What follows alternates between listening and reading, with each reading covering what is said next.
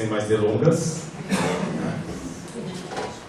felizes porque temos a oportunidade de relembrar essa história, que é extremamente importante para nós reforçar, mas nós estamos aqui hoje com o nosso companheiro Haroldo Dutra. Haroldo é juiz de direito, do Tribunal de Justiça de Minas, diretor do Fórum de Contagem e um grande trabalhador espírita, um grande divulgador da doutrina. Eu diria que é um dos mais desejados, requisitados palestrantes da doutrina no momento atual no Brasil.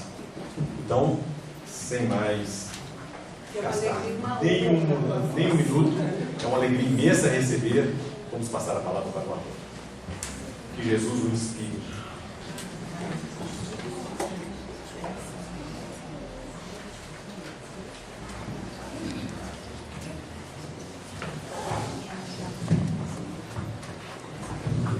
Amigos, boa noite para todos. Boa noite.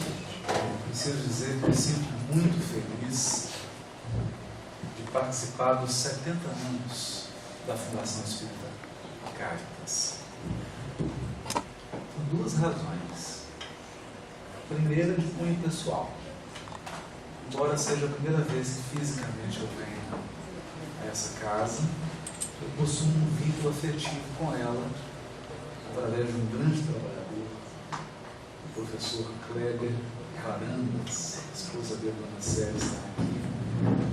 E ela é testemunha, ela sabe por quê.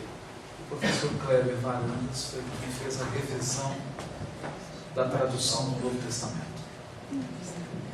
Gratuitamente. E eu tenho essa dívida de gratidão para com ele. Um homem extraordinário, toda a família, os filhos, esposa, filho, e acho que essa família reflete também um pouco do caráter dessa instituição espírita, que é a seriedade, a simplicidade, a disponibilidade para o trabalho, para o consolo. Sinto que participar dessa festa dos 70 anos da Fundação é também uma maneira de dizer a ele obrigado. O segundo motivo é porque quando uma instituição espírita dessa magnitude, eu digo magnitude espiritual, completa 70 anos, é sim motivo de festa no mundo espiritual. Porque muitos corações que aqui foram recebidos puderam obter esclarecimento, consolo, um alento, foram restabelecidos espiritualmente, emocionalmente e até mesmo fisicamente. E hoje podem viver com segurança, com esperança e com fé em função do que receberam nessa casa. De modo que o mundo espiritual se alegra com isso, em poder contar com um posto avançado de socorro no mundo físico. E é exatamente sobre isso que nós gostaríamos de falar nessa noite. Eu fiquei pensando o que falar na noite dos 70 anos da Fundação Espírita Caritas. E pensei em dizer então do papel do grupo espírita no mundo atual.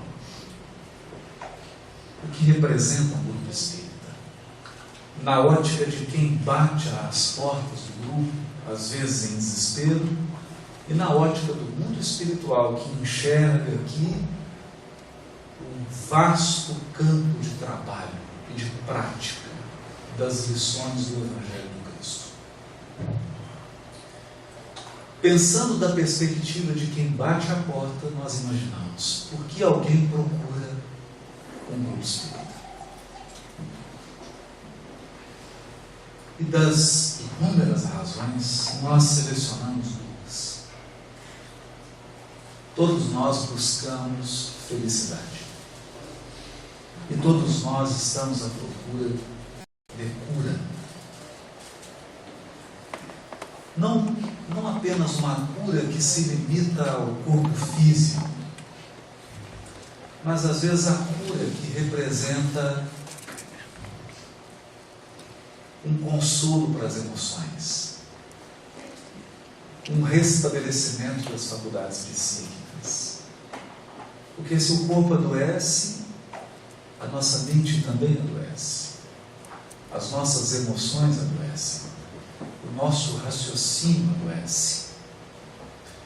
E eu diria que, consultando as estatísticas da Organização Mundial da Saúde, que aponta para um dado aterrorizante, a cada 4 segundos uma pessoa suicida no mundo. A cada 4 segundos.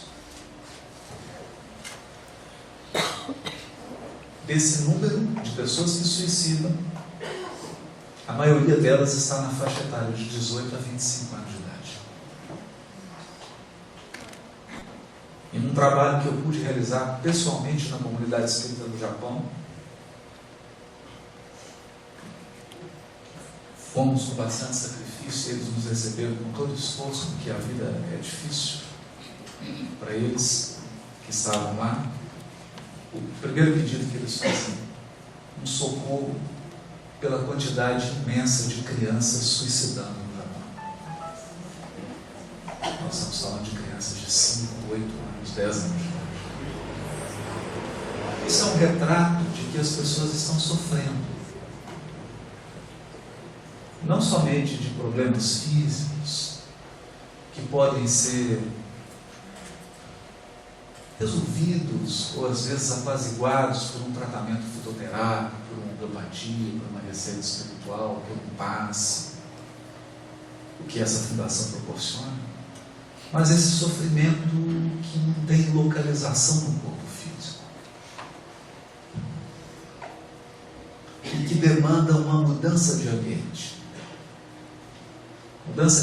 espiritual, mudança de ambiente mental, mudança de disposição íntima.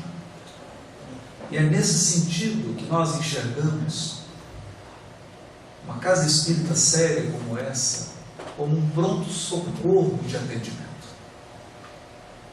Porque, evidentemente, o grupo não vai substituí-lo na condução da sua vida, mas ele pode lhe dar as mãos, pode abrir horizontes, pode mostrar caminhos, ampliar a nossa visão da vida, o nosso quadro de valores.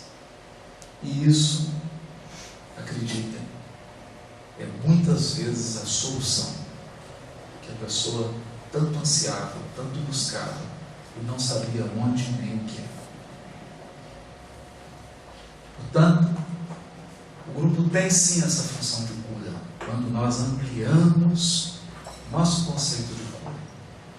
Uma das coisas que mais me impressionava era a quantidade de curas no Evangelho de Jesus. Dezenas e dezenas de curas.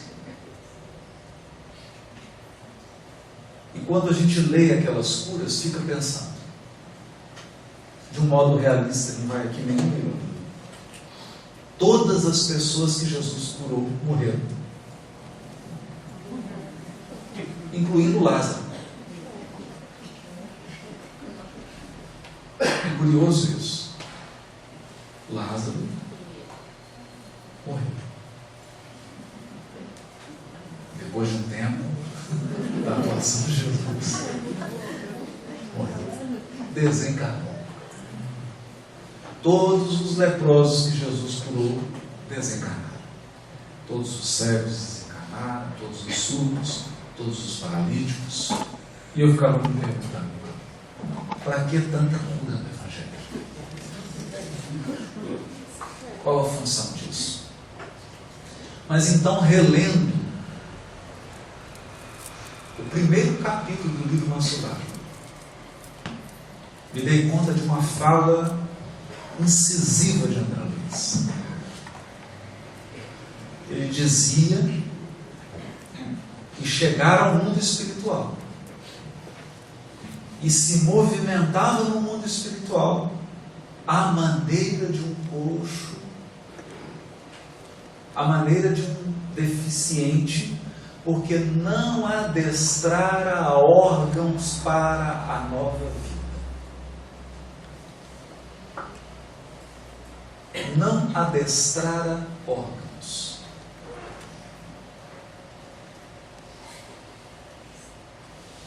Não podia ver. Não enxergar, ver no mundo espiritual. Porque jamais cogitara da existência do mundo espiritual. Não podia se movimentar com liberdade e autonomia no mundo espiritual. Porque jamais cogitara o que seria a vida sem um corpo físico. Então eu entendi que as curas do Evangelho começam no corpo, mas elas se destinam à alma, ao espírito imortal.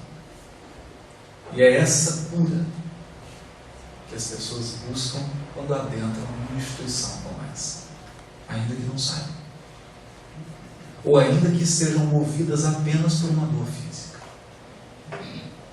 Mas é essa cura que elas estão buscando. É preciso falar sobre isso. E é preciso falar sobre a busca da felicidade.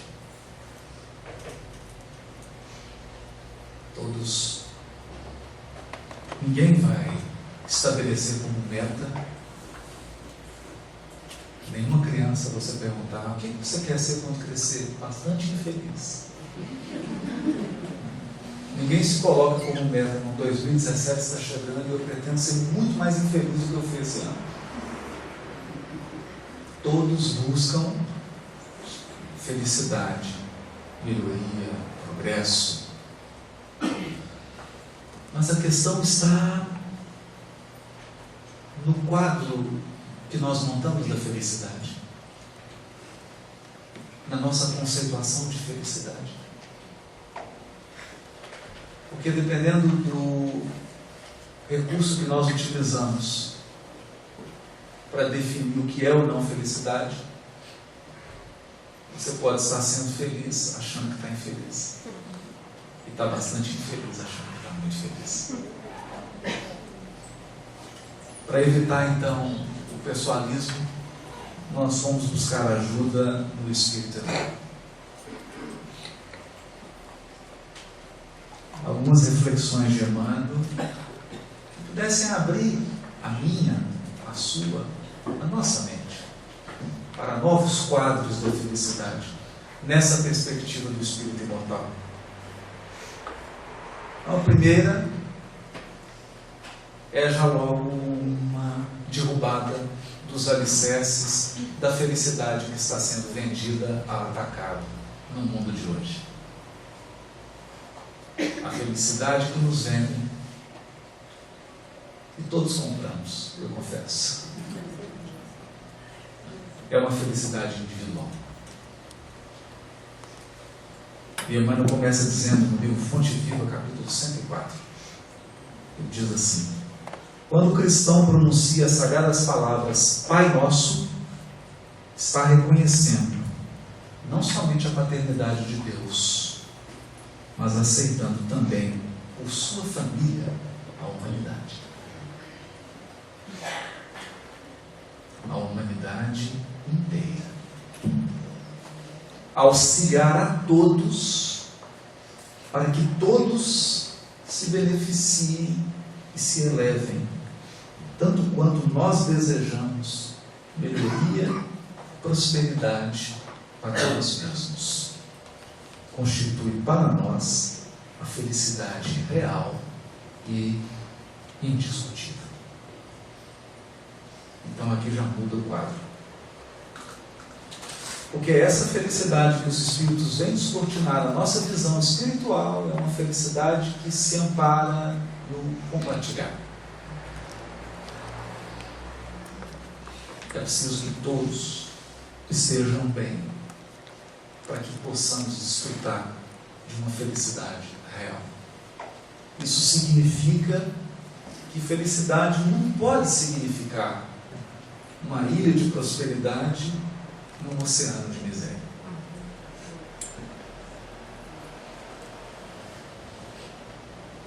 E nós sabemos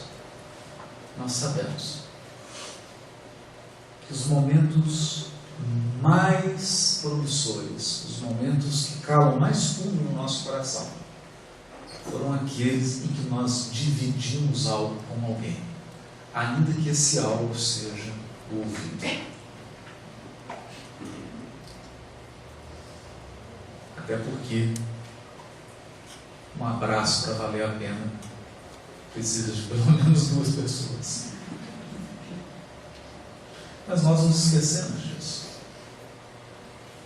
E pior, criamos uma expectativa com relação a Deus natural. Faz parte ainda do nosso estado de imaturidade espiritual. Nós acreditamos que Deus vai estabelecer situações de privilégio individuais para nós. Ou de que a minha felicidade pode ser construída sobre as lágrimas do outro. Não pode. Não pode. Não pode porque Deus é Pai nosso. Isso é importante. É uma realidade dura. Porque às vezes a pessoa entra sofrendo aqui e vai ter que ouvir isso. Deus é Pai de todos. Inclusive daquele que é a causa do seu infortúnio.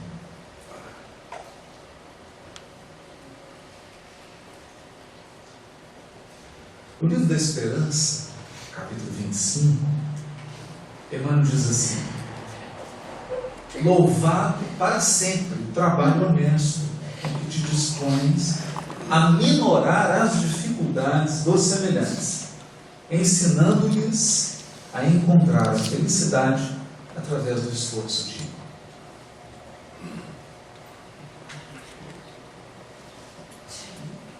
Parece singela a frase, mas ultimamente eu tenho refletido muito. Será possível ser feliz? Ser feliz individualmente, sem ser útil? Penso que não. Faz parte da nossa natureza espiritual. Toda vez em que nós não nos sentimos útil,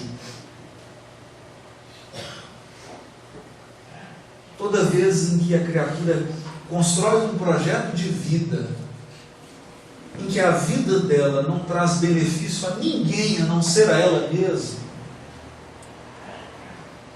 isso produz um tipo de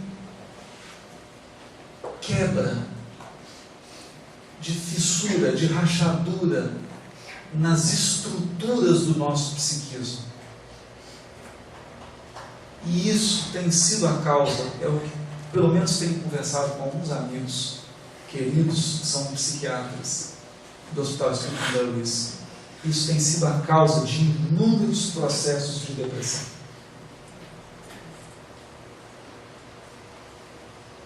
Nós fomos feitos, é da nossa natureza ser útil. Nós não resistimos muito tempo, nós não permanecemos por muito tempo no equilíbrio psíquico se formos inúteis.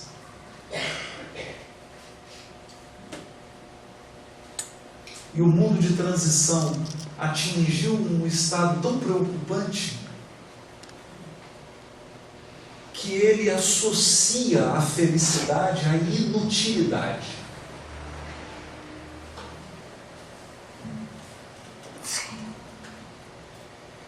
Felicidade quase está associada a não fazer nada, a gozar, aproveitar. Que não tem nenhum problema.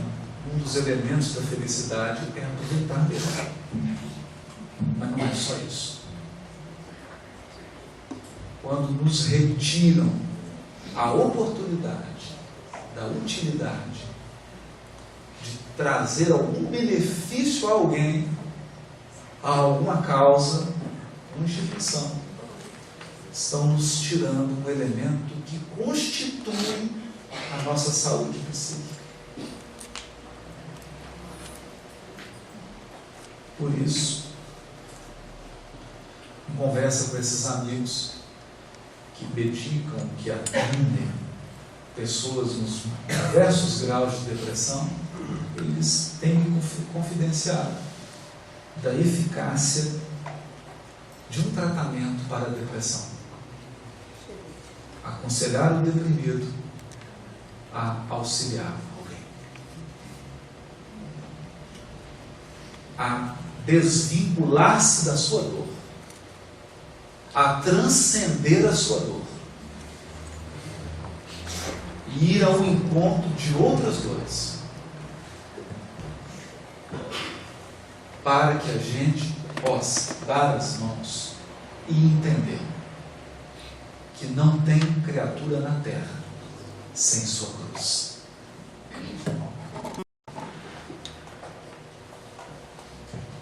Sem suas dores.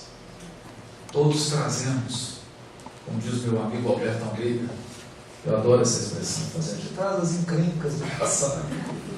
Encrenca para cima. Essa é por aí mesmo. Todos nós trazemos as nossas encrencas, né, do passado, e elas vão ter que ser resolvidas agora, ou depois.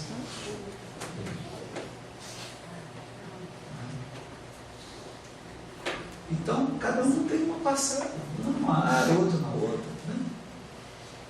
E é geralmente assim, aquilo que não dói para você é onde está tudo bem.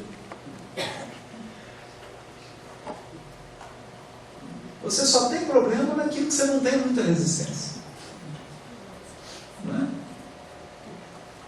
A pessoa fala assim, não, eu sou muito forte para a doença, não adoece. Eu sou fraco para dinheiro, aí a vida inteira sem dinheiro. Porque a dor é diferente, cada um tem a sua, né? Cada um tem um ponto que dói. Mas esse conceito é fundamental. E a importância quando a criatura entra aqui contaminada por esse conceito de felicidade que foi vendido para o mundo inteiro. E chega aqui e ela começa a entender que existe sim o aspecto do lazer, da alegria, do passear, do descansar, do aproveitar, é claro. Mas existe um outro aspecto. Para ser feliz inteiramente é preciso ser útil.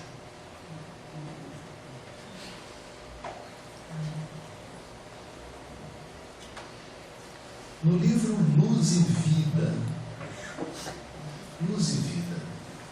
há uma mensagem de Emmanuel intitulada Quando a compreensão estiver conosco. Olha o título do capítulo. Emmanuel não costuma dar títulos descuidadamente. Quando a compreensão estiver conosco. E aqui vem um elemento que uma casa espírita pode contribuir para a nossa felicidade. A casa espírita nos dá esclarecimento. Espiritual, claro. Mas quando nós dizemos esclarecimento, é preciso tomar um cuidado para não ir para um raciocínio precipitado. Quando nós dizemos esclarecimento, logo a pessoa pensa assim, está trabalhando no intelectual. Não é tão simples assim. O esclarecimento espiritual que o Espiritismo proporciona é um esclarecimento que amplia a nossa compreensão da vida. Ele não é um esclarecimento que produz apenas conhecimento de enciclopédia, que aliás nem precisa mais, né? Hoje com o Google não precisa ninguém decorar, ficar mostrando nada, é só pegar o Google e mostrar. Entende? Porque antes da internet a pessoa chegava aqui e falava 50 datas de cabeça. Nossa, você é inteligente, né? Hoje, se você vier aqui e falar 50 datas de cabeça, eu falo assim, onde está o Google dele? Consultou tudo no Google. Então nós estamos falando de um esclarecimento que produz compreensão. Por isso Emmanuel diz, E quando a compreensão estiver conosco? O que acontece? Aí ele vai dizer: quando a pureza respirar em nosso coração, o endurecimento espiritual jamais encontrará guarida em nossa alma. Porque o calor de nosso carinho se irradiará em todas as direções, estimulando a alegria dos bons e reduzindo a infelicidade dos nossos irmãos que ainda se confiam à ignorância.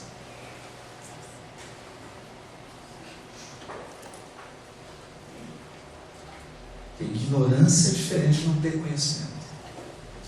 Ignorância significa mente estreita, estreiteza espiritual. Bem-aventurados os puros de coração, proclamou o divino amigo. Sim, bem-aventurados os que esposam o bem para sempre, porque semelhantes trabalhadores da luz sabem converter a treva em claridade, os espinhos em flores, as pedras em pães e a própria derrota em vitória, criando invariavelmente o céu onde se encontram, criando o céu onde se encontram e apagando os variados infernos, porque céu só tem uma, inferno tem milhares. Os variados infernos que a miséria e a crueldade inflamam na terra para o tormento da vida.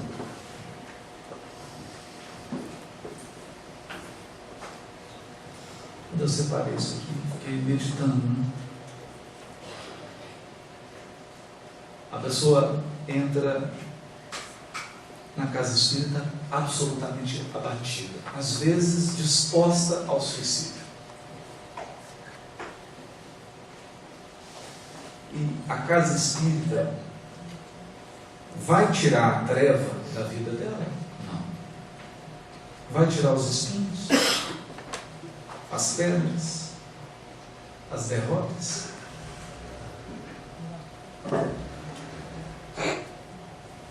O que vai acontecer? Eu vou usar uma imagem que pode parecer engraçada. Quando a gente abraça mesmo o Espiritismo, começa um processo longo e lento, não é fácil. Você se transforma num multiprocessador. Igual aqueles que você coloca a fruta e sai o suco. Só que aqui é diferente. Coloca pedra, sai pão. Coloca espinho, sai flor. Coloca derrota, sai vitória. Coloca treva, sai luz. A gente aprende a converter, transformar, processar. É claro que em graus, não é? Quando você chega no Chico Xavier, pode jogar uma pedreira lá que sai, né? Pão. E a gente, uma pedrinha pequena, por favor, não vamos exagerar também, né? Mas graus variados. Você aprende a ser um processador. Então isso significa que a gente aprende a olhar para as dificuldades como elas são, mas se colocar em uma outra postura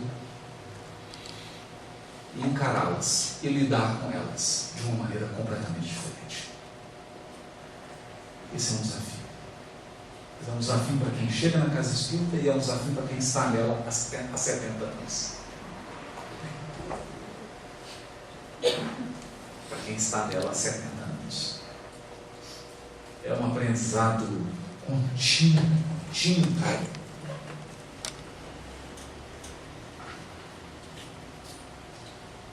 Porque isso nos aponta para a figura do Cristo.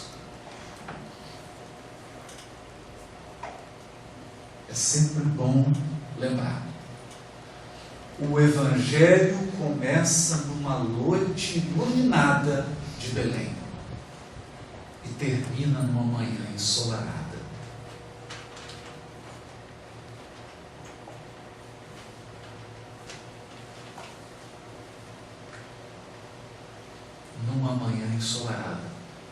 Cristo de braços abertos, visitando a mulher que sofria os maiores preconceitos até dos apóstolos. Maria de Magdala. Jesus prefere escolhê-la do que a própria mãe Maria de Nazaré para ser a primeira a receber a notícia da imortalidade e da vitória dele sobre a crise da cruz.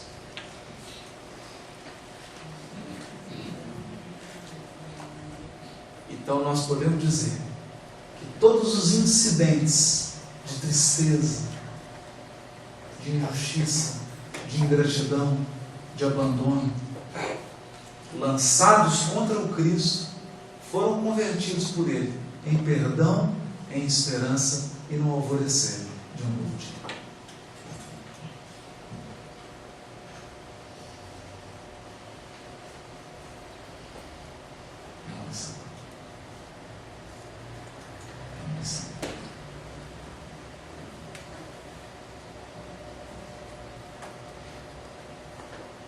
Mas aqui não podemos também esquecer que a felicidade exige uma atitude ativa, decisiva, firme, uma ação consistente e persistente. Por isso Emmanuel vai dizer no livro Escrínio de Luz, o capítulo chama-se Mansos de Coração. E vai dizer assim: quando Jesus proclamou a felicidade dos mansos de coração, não se propunha de certo exaltar a ociosidade, a hesitação e a fraqueza. Porque nós associamos mansuetude com fraqueza, hesitação, em dúvida, e ociosidade. A gente até fala da pessoa da marreta, ela é mansa, né? Não, é preguiçoso, manso é outra coisa. Né? Muita gente, a pretexto de merecer o elogio evangélico, foge aos mais altos deveres da vida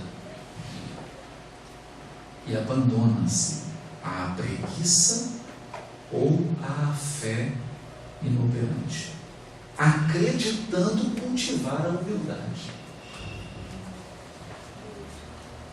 O mestre, porém, desejava destacar as almas equilibradas, os homens compreensivos e as criaturas de boa vontade, que, alcançando o valor do tempo, sabem plantar o bem e esperar-lhe a colheita. Sabem plantar o bem e esperar-lhe a colheita, sem desespero e sem violência. Esse é um conceito importante de felicidade.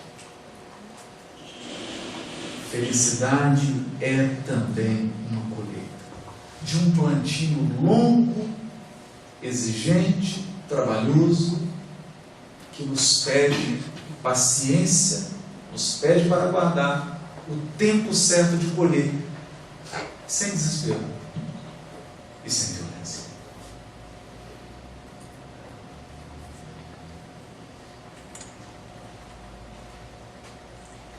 Bom, mas quando a criatura bate as portas da casa na mais profunda aflição, absolutamente tragada pela aflição. A dor é uma coisa curiosa, né? Quando a dor nos atinge, quando você está no auge do sofrimento, você não consegue mais enxergar em você algo que não seja dor. Então, a sua identidade se mistura com a dor. Você não consegue ver nada em você e na sua vida além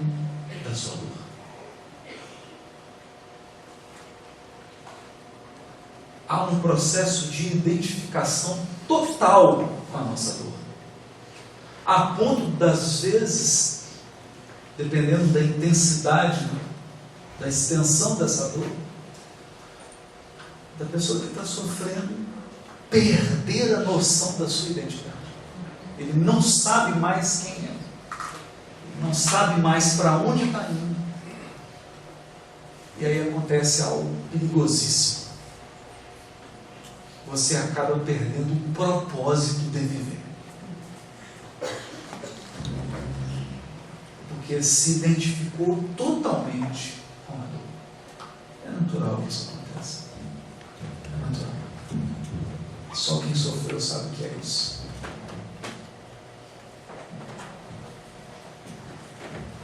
Por isso Emmanuel diz no livro Instrumentos do Tempo,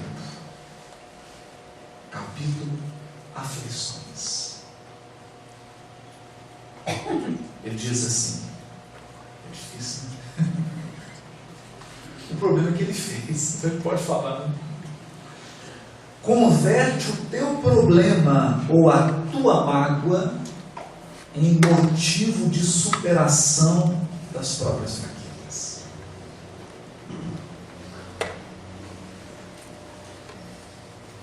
A maneira do lidador que aproveita o obstáculo para atingir os seus mais altos objetivos.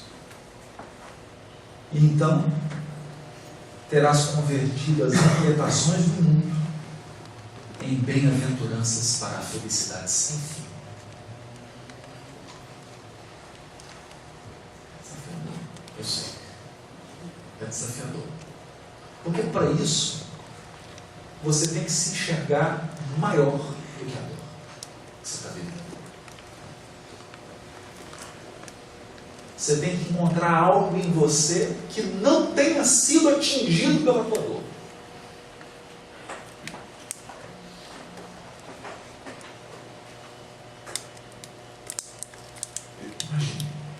E tem que acessar objetivos que estão além da tua dor. Porque aí sim, ela vai se transformar num obstáculo que vai ser superado para atingir esse objetivo.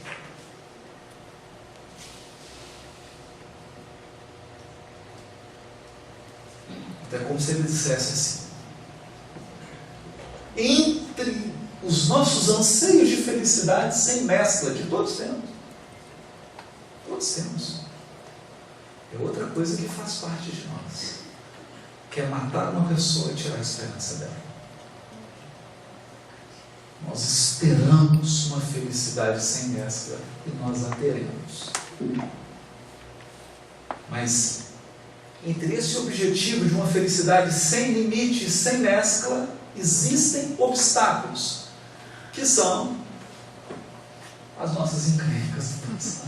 Como diz o Roberto Almeida. Tem umas encrencas no meio. Ou como diria o nosso poeta, tinha uma pedra no meio do caminho. Se fosse só uma, estava bom. Tinham centenas de pedras no meio do caminho. No meio do caminho tinham centenas de pedras. Mas a gente vai levantando o olhar.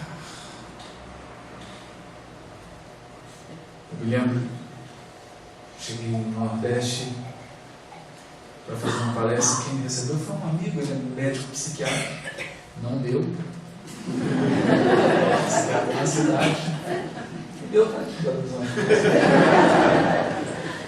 E ele então comentava sobre o trabalho dos portadores do sofrimento mental, né, daquelas pessoas. E no meio da conversa ele me disse aquelas frases, né, são frases pérolas, você capta assim, guarda aqui o resto da vida, né? Ele disse assim: não, que a gente sempre fala lá com os familiares, com os doentes, né? Doença não é identidade.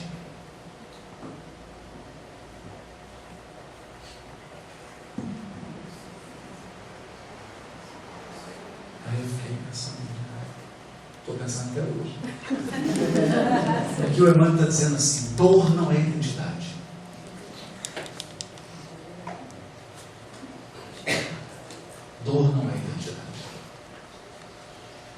Se você acreditar que a sua identidade é a sua dor, você não vai superar. Você vai parar. Acabou.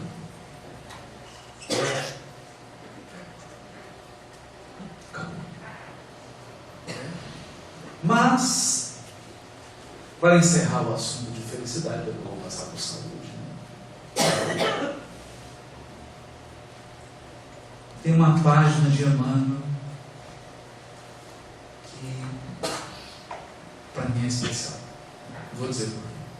Está no livro Mãos Marcadas. Os títulos dos livros do Emmanuel também são cada coisa. Né? Mãos Marcadas, capítulo 36. Intitulado. O capítulo se chama Assistência Espiritual.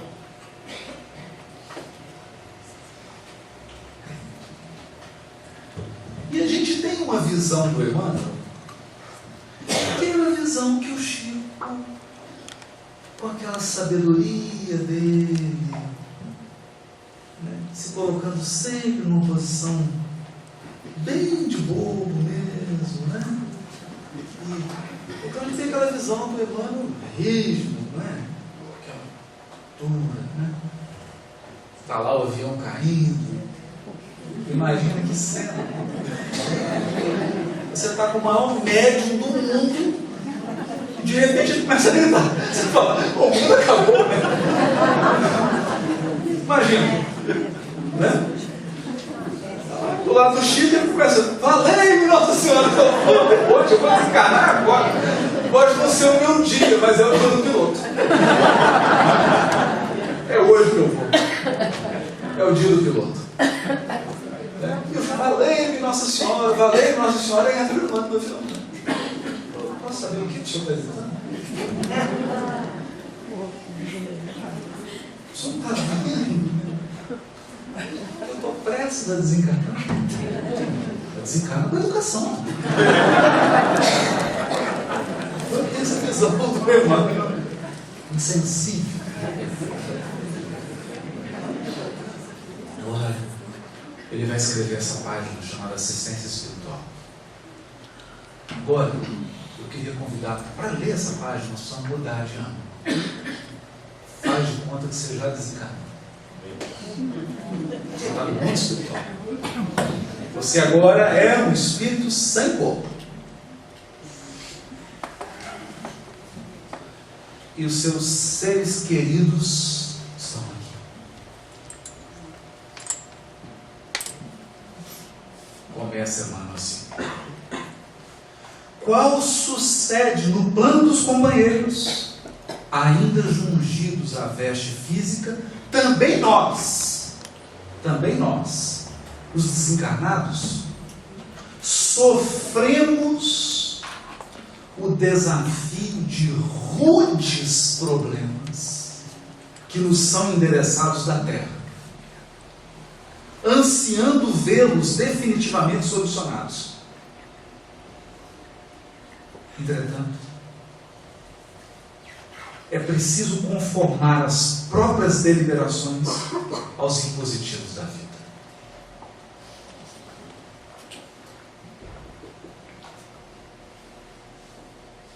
Entendi. Está vendo o problema, sofre, queria resolver.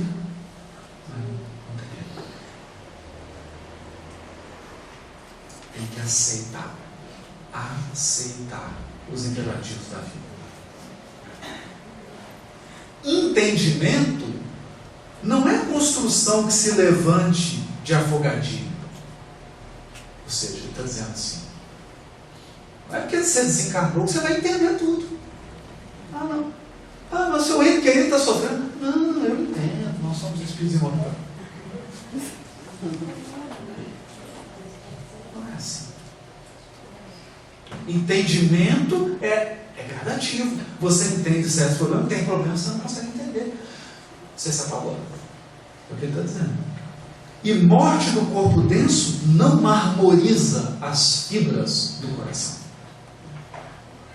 O que o está dizendo? Porque muita gente acha que desencarnou e virou estátua. Sua filha vai desencarnar amanhã. Que bom, receberemos ela aqui. Está com uma doença degenerativa? Não, o corpo morre mesmo. Ah, mas fulano sofreu uma tragédia. Não, a vida é assim, como se não sentisse nada. É o que ele está dizendo, não pensa nisso. Desencarnação não transforma o coração numa árvore. Bezerra um dia daí embora quis ficar, porque tem entes queridos aqui. Então é como se ele dissesse assim: meu coração também pulsa igual de vocês. Dói. Muitas vezes trememos diante dos perigos. Olha isso aqui. Muitas vezes trememos diante dos perigos que se nos desdobram à frente de seres amados. E outro recurso não identificamos para sossegarmos a alma, senão a prece, que nos induz à aceitação da eterna sabedoria.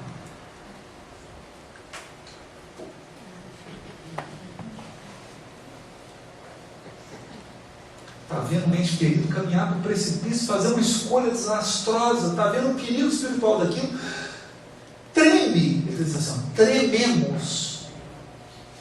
Aí o que eles vão fazer? Fazer uma prece para acalmar e entregar para a eterna sabedoria, que se permite que aquele quadro se esboce, é porque ele tem alguma finalidade, alguma utilidade, ainda que acompanhado de toneladas de dor, mas tem uma finalidade educativa. Afligimos-nos perante filhos queridos, engodados por terríveis enganos, e tudo daríamos de nós para que se harmonizassem com a realidade, sem perda de tempo. Mas é forçoso respeitar o livre-arbítrio e contar com o benefício do desencanto. Quer dizer, deixa iludir até que se desiluda. Deixa ficar encantado até ficar desencantado, a fim de que a experiência se lhes amadureça no âmago do ser, o fruto precioso de segurança. Ou seja, a criatura precisa adquirir experiência.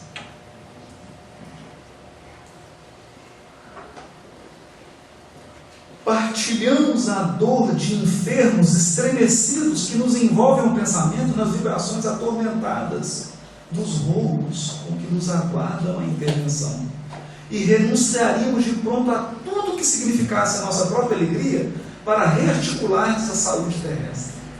Entretanto, cabe-nos a obrigação de acalentar-lhes a coragem no sofrimento inevitável para as vitórias morais deles mesmos.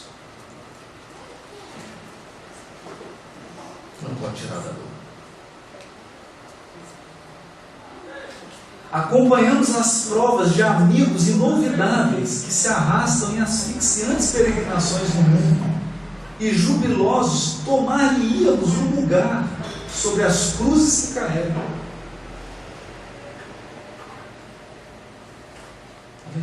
Mas é necessário fortalecer-lhes o ânimo para que não desfaleçam na luta. O único meio que lhes garantirá o próprio resgate para a grande libertação. O Espírito está em resgate, não pode tirar.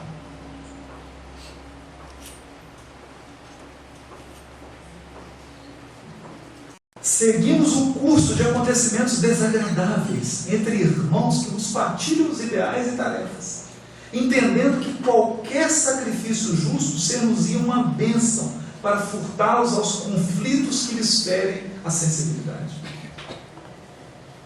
Contudo, é imperioso de nossa parte sustentar-lhes as forças na travessia das crises menores que lhes vergastam o coração no presente, para que esse coração se ilumine no aprendizado e se lhes acorde mais vivamente o senso de responsabilidade no dever a cumprir, evitando-se calamidades maiores em que eles cairiam de futuro por agentes arrasadores nas construções espirituais deles próprios. Quer dizer, e que ele sofra esse mal pequeno aqui, para não cair num mal muito maior. E aí você só pode sustentar. Todos somos de Deus. E pertencemos uns aos outros. Cada qual de nós estagia mentalmente em sítio diverso da evolução. Por esse motivo, nas dificuldades e lutas que nos são próprias, suplicamos a infinita bondade, concessão disso ou daquilo, mas só a infinita bondade de Deus conhece realmente o que necessitamos, disso ou daquilo. Condicionemos assim os próprios desejos à divina orientação que dirige o universo em divino silêncio. Divina orientação que dirige o universo em divino silêncio. Deus está sempre em silêncio. Porque foi ao reconhecermos, por enquanto, incapazes de querer e incapazes de saber, acertadamente, o que mais nos convenha à verdadeira felicidade é que Jesus nos ensinou a sentir e a dizer na oração diante do Pai: seja feita a vossa vontade, tanto na terra quanto nos céus.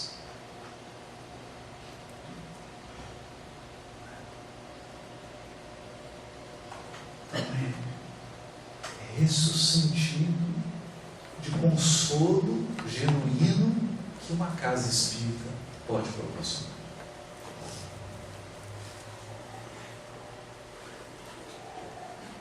E à medida que nós amadurecemos no sofrimento,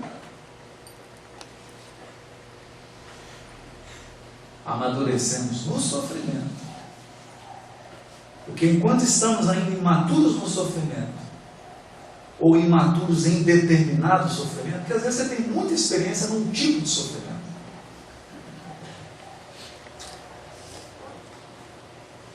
e tem pouca experiência em outro gênero de sofrimento.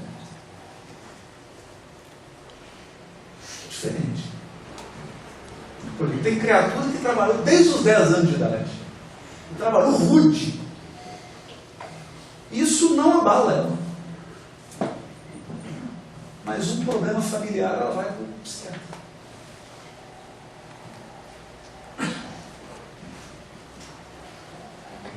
Tem gente que tem uma estrutura, teve um problema físico e desequilibra completamente. Então, nós não temos maturidade no mesmo nível para todos os problemas. Porque à medida que nós amadurecemos no sofrimento, a gente vai percebendo quanto faz diferença saber que há um amparo no sentido de fortalecermos.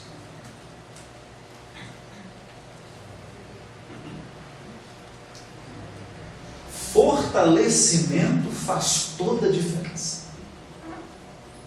Porque uma coisa é enfrentar um problema sem força, outra coisa é enfrentá-lo numa mais alta potencialidade do seu espírito. Confiante, esperançoso, sentindo-se amparado, sentindo-se envolvido. É diferente. É muito diferente. Muito diferente. Então esse é um aspecto que transforma o Espiritismo no Consolador prometido.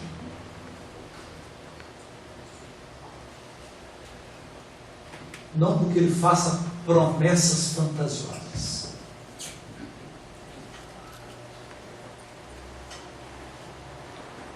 mas porque ele nos proporciona uma compreensão mais apurada, que nos dá condições de perceber o auxílio que estamos recebendo.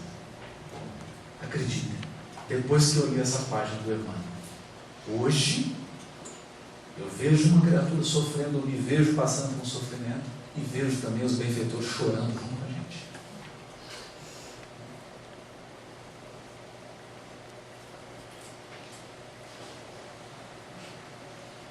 Mas junto, ao nosso lado, sem poder intervir. Porque vamos pensar uma coisa. Se a questão fosse de intervenção, por que Deus não intervém? Se Deus é o supremo poder, por que Ele não intervém em todas as situações e nos tira de todas as dificuldades? Agora, quem é pai ou mãe aqui sabe. Pode fazer isso com o filho? Furtá-lo de todas as dificuldades?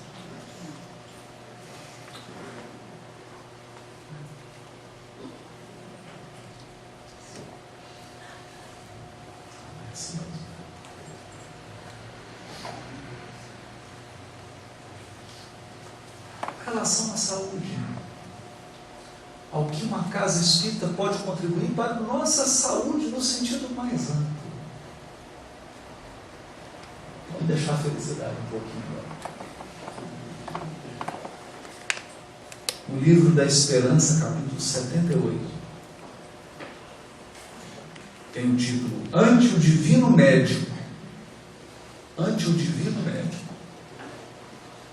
Emmanuel diz assim: sim, somos espíritos enfermos com ficha especificada nos gabinetes de tratamento instalados nas esferas superiores, dos quais instrutores e benfeitores da vida maior nos acompanham e analisam as nossas ações e reações. Mas é preciso considerar que o médico, mesmo sendo nosso Senhor Jesus Cristo, não pode salvar o doente e nem auxiliá-lo de todo se o doente persiste em fugir do remédio.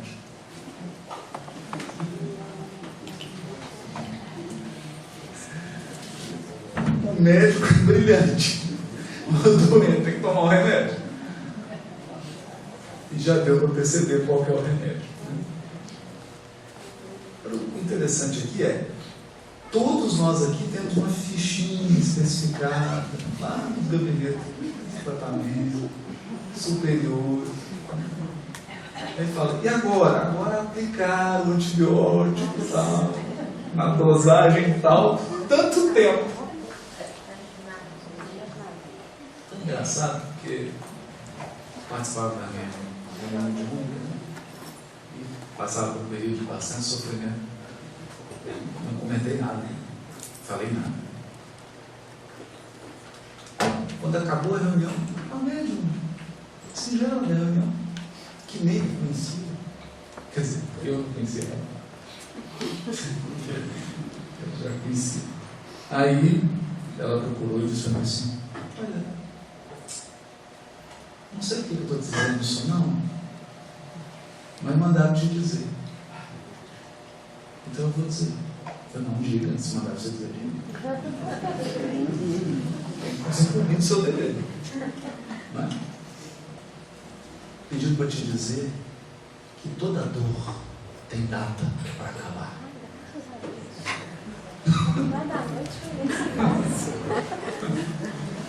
Toda dor tem data para acabar. Data para acabar.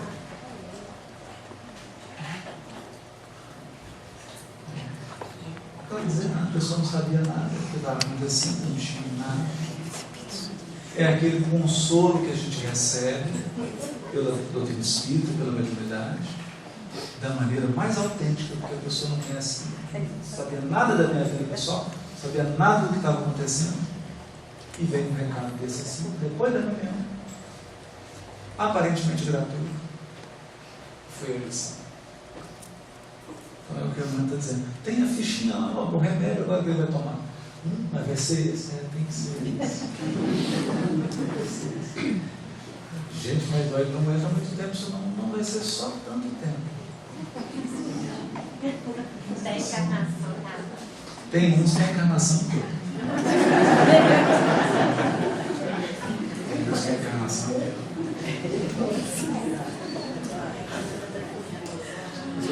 a sério. E se não tomar, pode prolongar por várias.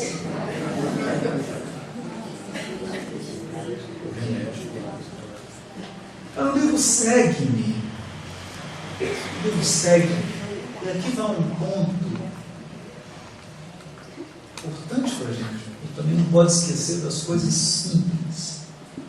Nós não podemos esquecer das coisas simples. O livro segue tem um capítulo do Emmanuel chamado Água Fluida.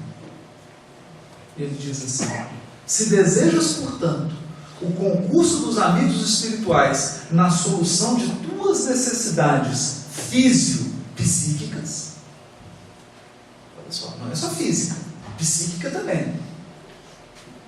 Quadros emocionais, quadros psicológicos, ou nos problemas de saúde e equilíbrio dos companheiros, coloca o teu recipiente de água cristalina à frente de tuas orações.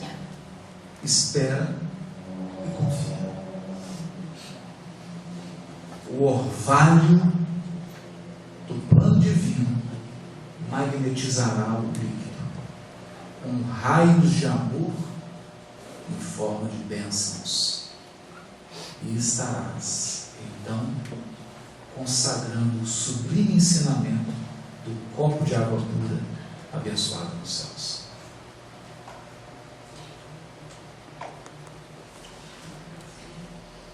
Uma senhora procura o Chico em Pedro Leopoldo,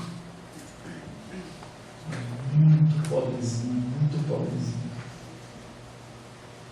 O doutor Bezerra dita uma receita homeopática para ela.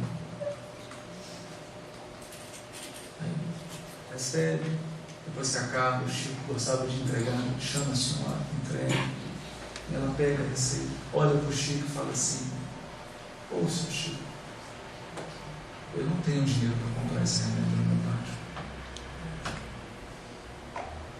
O Chico vira para ela e fala assim: ô, minha irmã, eu também não tenho.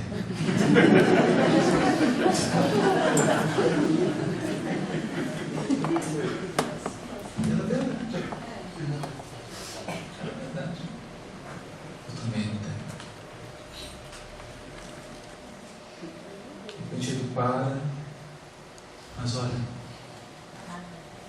o Bezerra está me dizendo aqui, a senhora não precisa comprar o remédio. A senhora vai picar a receita em pedacinhos e vai tomar ela com água.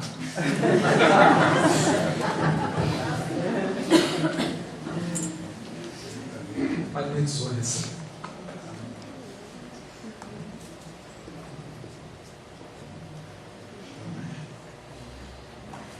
Às vezes a gente descuida disso, né? Às vezes a gente descuida disso.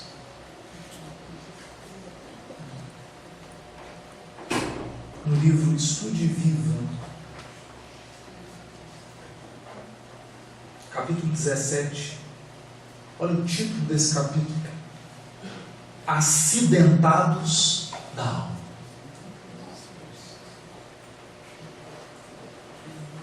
Quando a gente fala acidentado, a gente pensa logo no João 23, que é o nosso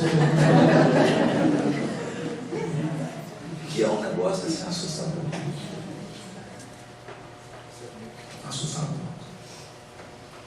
Até para quem acredita na vida após a morte. Né? É assustador. E pensa nesse acidentado, né? Vai olhar a perna. E um acidentado da alma. Mais grave. Porque o acidentado da alma você não vê. Você olha para ele e parece que está normal.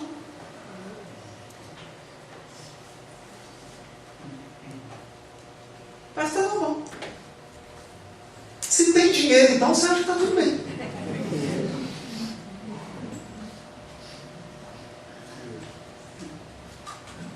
Ele diz assim: não te digo que aproves o mal, sob a alegação de resguardar a bondade. Ser bom não é ser bonzinho. A retificação permanece na ordem e na segurança da vida. Olha o que o irmão está dizendo. A lei divina que estabelece a nossa vida indica para a sua ordem e para a sua segurança retificação. Existe retificação. Tanto quanto virge o remédio na defesa e sustentação da saúde. Age, porém, diante dos acidentados da alma, com a prudência e a piedade do enfermeiro que socorre a contusão sem alargar a ferida.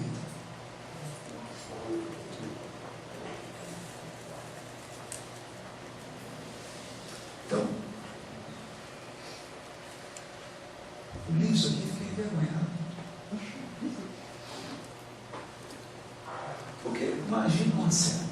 Está lá seu sobrinho, sua sobrinha, seu netinho, sua netinha, seu filho, sua filha, uma criança. Aí caiu lá, veio com um corte. Ele fala, não, peraí que eu vou te ajudar. E abre o corte, é assim que a gente faz. Mas deixa eu cortar mais.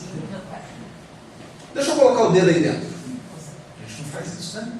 Oh, meu Deus, deixa eu passar o dedo nele.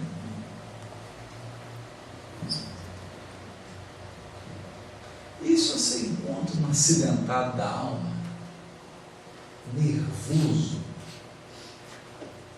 está te xingando de tudo quanto é nome, 7h30 da manhã no trânsito.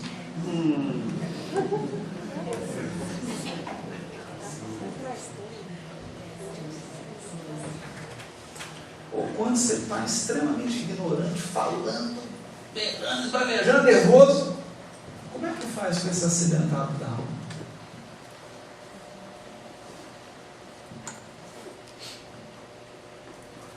Age com a prudência e a piedade do enfermeiro que socorre a contusão sem alargar a ferida. Restaurar sem destruir. Emendar sem proscrever. Não ignorar que os irmãos transviados se encontram encarcerados em labirintos de sombra, sendo necessário garantir-lhes uma saída adequada.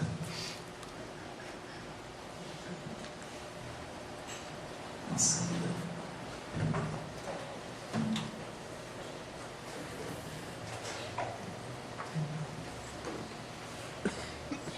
Não é verdade? Às vezes você vê uma pessoa está vermelha, esbravejando, ela está daquele jeito. Mas ela, a gente sabe disso, que a gente fica nesse estado, ela só quer uma saída. A questão dela, o problema, só quer uma saída.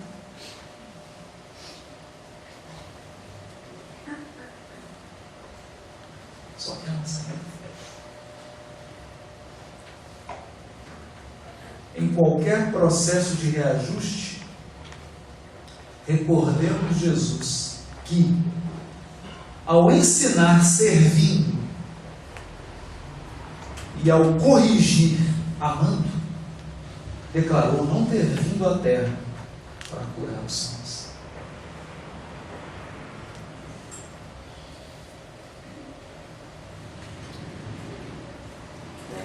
Com essas palavras do benfeitor, eu queria encerrar essa festa da noite.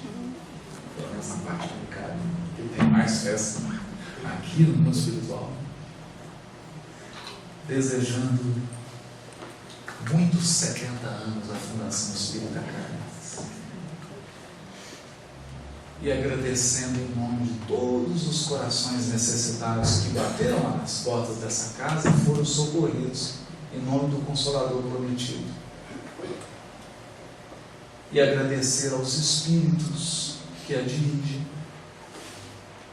que nos proporcionam a oportunidade de servir.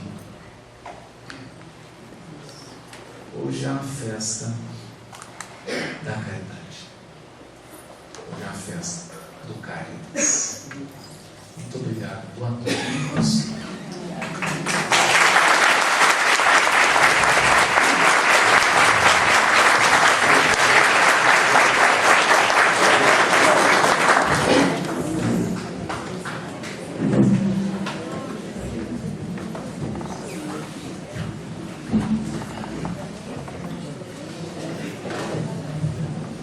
Saciados? Haroldo, nós agradecemos profundamente essa oportunidade, as reflexões, o encaminhamento do nosso raciocínio diante de passagens que a gente lê no dia a dia, né? Assim, que a gente busca em Emmanuel principalmente, e que você tem um olhar especial. Então, nós temos tido a oportunidade, eu acho que todos nós, de acessar a internet, esse veículo tão importante hoje, tão facilitador para nós encontrarmos os seus estudos, as suas reflexões, e você nos propiciou isso hoje aqui com tanta serenidade, com tamanha profundidade. Que você continue iluminado e sustentado para que, enfrentando suas dores, você possa ser aliviado.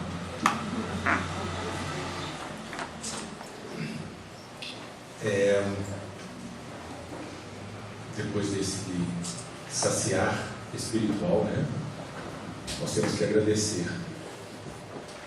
E o Haroldo nos chamou muita atenção com relação ao que essa casa nos propicia, o quanto que ela nos oferece a oportunidade de servir, mas também de sermos servidos.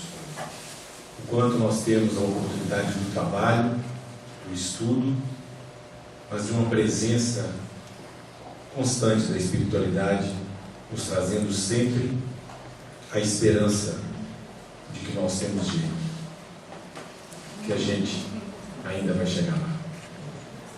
E 70 anos dessa casa tem um significado imenso, né?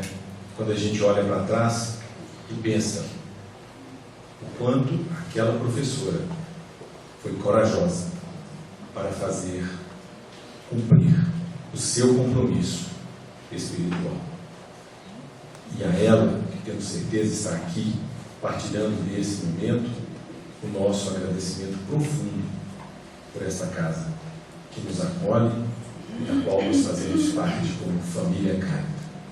É muito bom fazer parte dessa família. Pede fazer prece.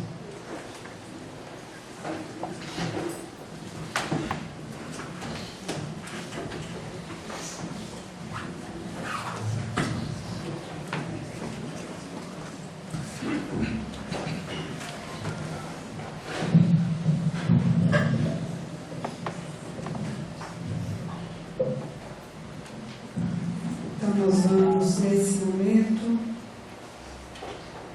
agradecer a Jesus, a esse mestre amado, a esse mestre das nossas existências e a esse mestre que nos acompanha nessa existência,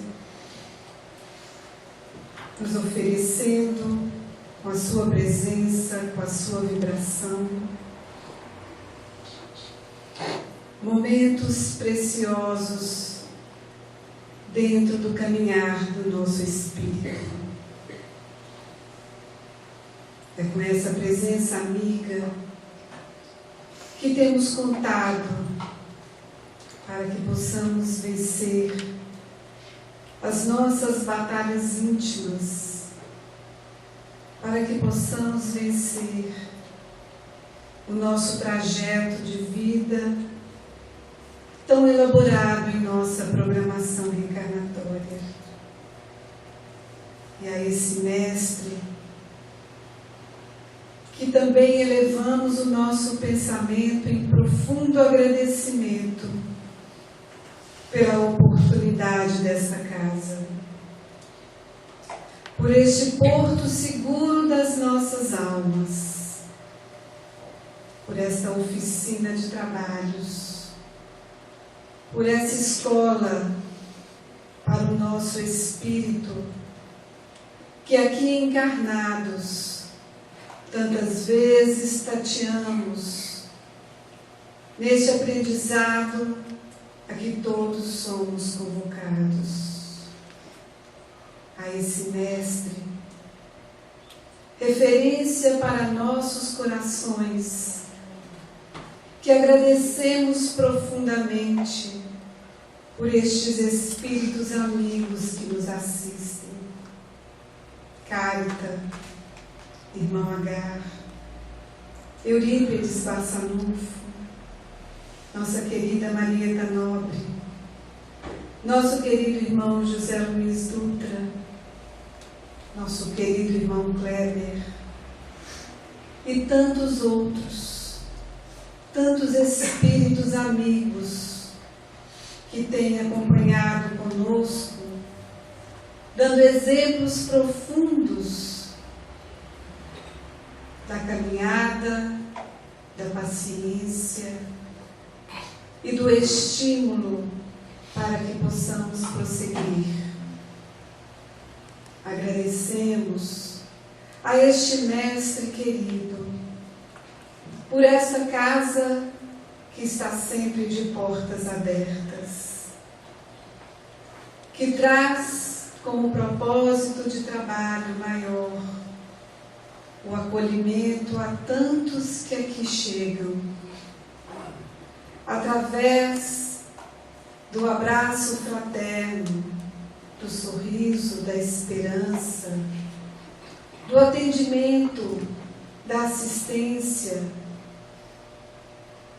oportunidades imensas para que os nossos espíritos tocados possam assim elevar a fronte e seguir adiante.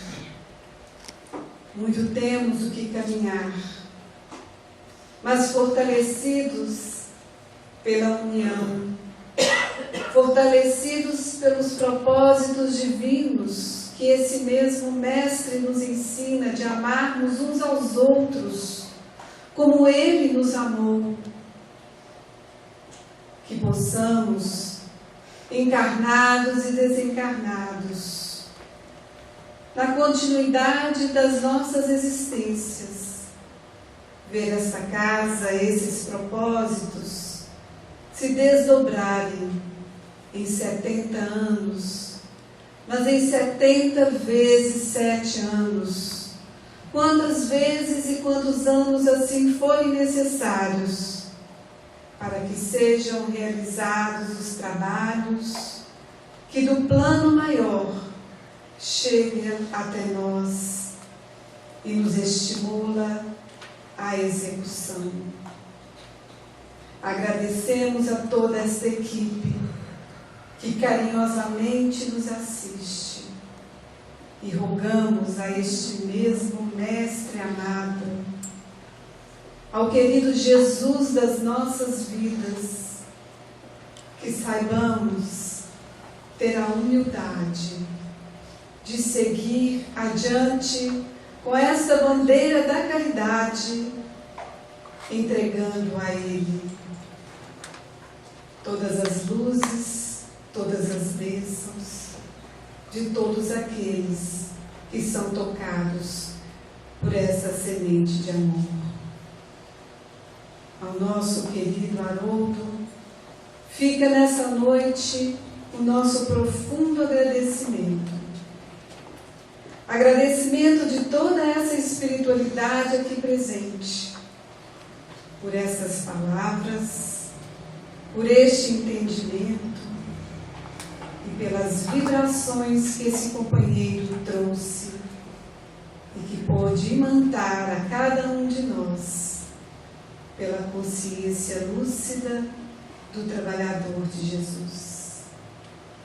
Obrigado a todos que estão aqui conosco, a todos os trabalhadores, a todos os frequentadores, a todos os companheiros dessa casa, a todas as atividades mantidas pela doação, pelo sorriso, pelas lágrimas, mas pela consciência que se desdobra em ação para que essa bandeira da caridade seja sempre a bandeira que está no nosso marco e está à frente de tudo que realizamos. Obrigado, Jesus amado. Obrigado pelos teus ensinamentos. Obrigado, Jesus, pela tua presença entre nós, iluminado e aquecido por todos estes corações aqui presentes, que fazem desta noite uma noite de festas.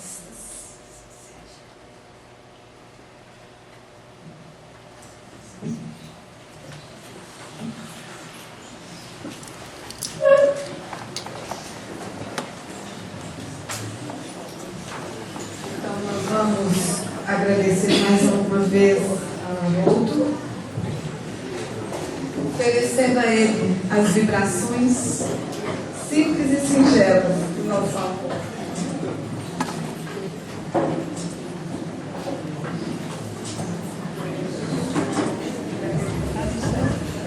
E nós convidamos a todos para que a gente possa se reunir no nosso espaço ali fora, todo mundo bem juntinho, bem grudadinho. Por isso que essa casa é pequena, para a gente poder ficar bem juntinho e trabalhar naquela parábola, né, dos porcos espinhos, para a gente se ajustar e se amar profundamente, para que a gente possa comemorar hoje, o dia 8 de novembro, o aniversário da casa. Tem um bolinho para nós.